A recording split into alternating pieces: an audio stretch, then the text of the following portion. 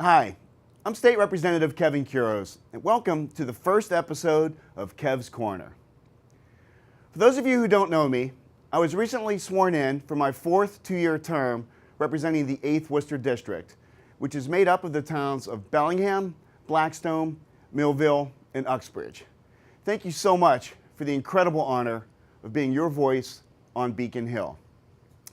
You may be asking, what is this show about?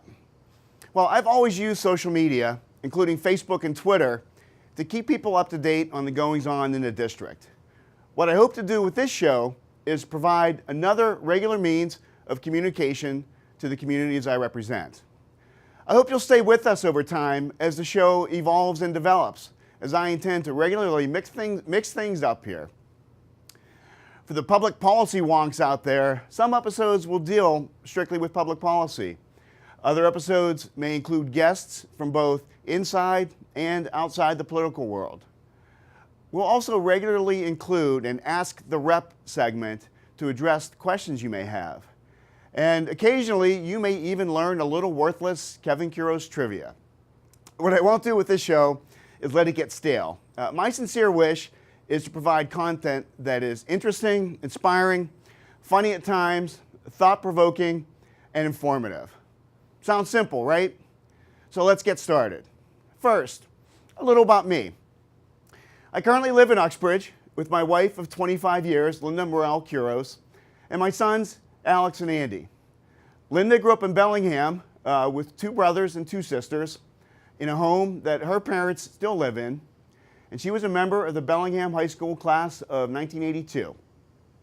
My older son, Alex, is currently a sophomore at Worcester Polytechnic Institute, majoring in biomedical engineering. And my younger son, Andy, is currently a senior at Uxbridge High School. He hopes to major in sports broadcast journalism.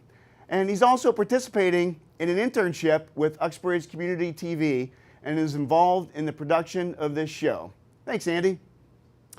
The other two members of our family are our 6-year-old Chihuahua, named Chloe, and our 5-year-old Sheltie, named Bruno. So here's your first bit of Kuros trivia. Poor Chloe was born deaf, and Bruno has somehow figured this out. So when one of us comes home, Bruno will always run to the door to check out who it is. Once he sees that it's one of us and not some dangerous intruder like the UPS guy or something like that, he'll run around the house and he'll find Chloe, and then she'll follow him back to the door. When it's time to eat, we'll tell Bruno, hey, go get Chloe. And he'll run around the house and find her, and he'll wake her if she's sleeping so that she knows dinner is served. So they make a pretty awesome furry team. So yes, I'm an animal lover, but I can also attest that I am far from alone in that regard. For the past 6 years, I've served on the Municipalities and Regional Government Committee at the State House.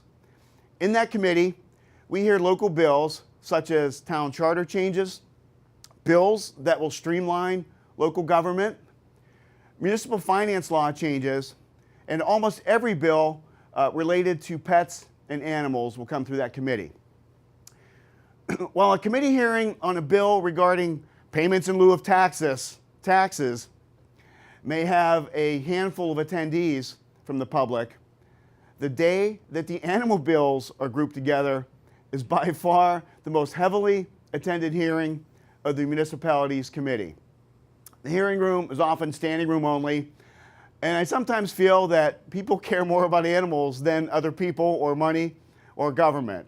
And that's not a horrible thing. In addition to the Municipalities Committee, I've also served on the Economic Development and Emerging Technologies Committee for the past 6 years. This committee is really a perfect fit for me.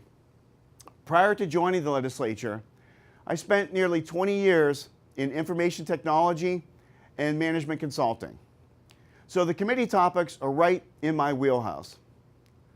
While I take nothing away from my colleagues who grew up in politics and in the State House, I think legislators like me, who bring a broad industry experience, provide a real-world perspective under the Golden Dome. Drafting laws and regulations obviously, is very different than living in a business world shaped by them. And I've particularly enjoyed my time on the Economic Development Committee because we get to hear from so many different industries and business sectors. I'll talk more about committees and bills and policies in upcoming shows, but for now, I want to make you aware of a very important new initiative that we are working on through the end of February. As Americans, we all owe a tremendous debt of gratitude to the men and women who have served our country in the military. Every freedom we observe, including even the ability to speak candidly on a public access TV show, is built upon the foundation provided by our veterans. Sadly, despite the best efforts of many, a significant number of our veterans struggle with integrating back into civilian society after their service to our country concludes. There are many reasons why, including mental or physical injuries they may have sustained in their service, or prolonged separation from their families, or limited transferability of some of the skills they've learned in some instances. So my office has begun working with a great Massachusetts-based organization called Veterans, Inc., which provides support and services to veterans who may be struggling. I'd encourage you to check out their website at veteransinc.org to learn more about them. Fantastic organization. So I'm pleased to announce that through the end of February, in the theme of Valentine's Day, we're running a campaign with Veterans, Inc. to share the love for our veterans.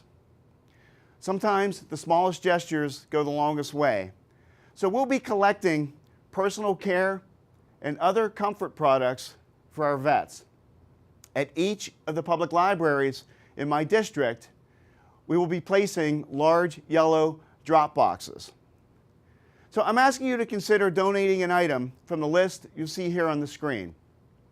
We will collect the drop boxes at the end of February, and we'll work with Veterans, Inc. to make sure all donations get in the hands of needy veterans as soon as possible. Please help us make sure our veterans feel the love of the towns of Bellingham, Blackstone, Millville, and Uxbridge. For more information on the list, we've also posted it on my website at www.kevinkuros.com. I hope you'll stop by and check us out there as well. The website also includes a link to contact us. If you click on that link, you'll be able to contact us. So if you feel you need to reach us or you need help with something, or just want to ask a question for a future segment of Ask the Rep, use the Contact Us link. Before we close this first show, I want to make sure that you know how to reach me. So in addition to the Contact Us link on my website, my official State House email address is kevin.kuros@mahouse.gov. Again, that's kevin.kuros@mahouse.gov. The best telephone number to reach us at is my district number of 774-495-0538. And for those of you playing along at home, that's 774-495-0KEV, if you look at the letters on your phone. So think 774 Route 495, which goes through the district, 0KEV, and that's how you reach us. Also, you can follow us on social media. Feel free to follow me on Twitter at Kevin Kuros to get little 140-character snippets of my life, or you can also follow my State Rep Facebook page as well. Just be forewarned to expect some tweets and posts featuring dogs, music, sports, humor, and maybe a little sarcasm. One other very important person you should have the contact info for is my Chief of Staff, Amanda Copeland. You can best reach her at her State House email address at amanda.copeland@mahouse.gov. In addition to the great work she does with constituent services, and many of you may have met her over the years, Amanda also handles my scheduling. So if you'd like me to attend an event, please reach out to Amanda, and she'll do the best she can to schedule me. And finally, in addition to telephone and online access, for the past 6 years, I have held office hours in each of my 4 communities every other month. My next office hours will be the week of February 13th. At the time of this filming, firm dates and locations have not yet been finalized, so please check out the website and our social media for the specifics. So that's it for now. I hope you've enjoyed this first show.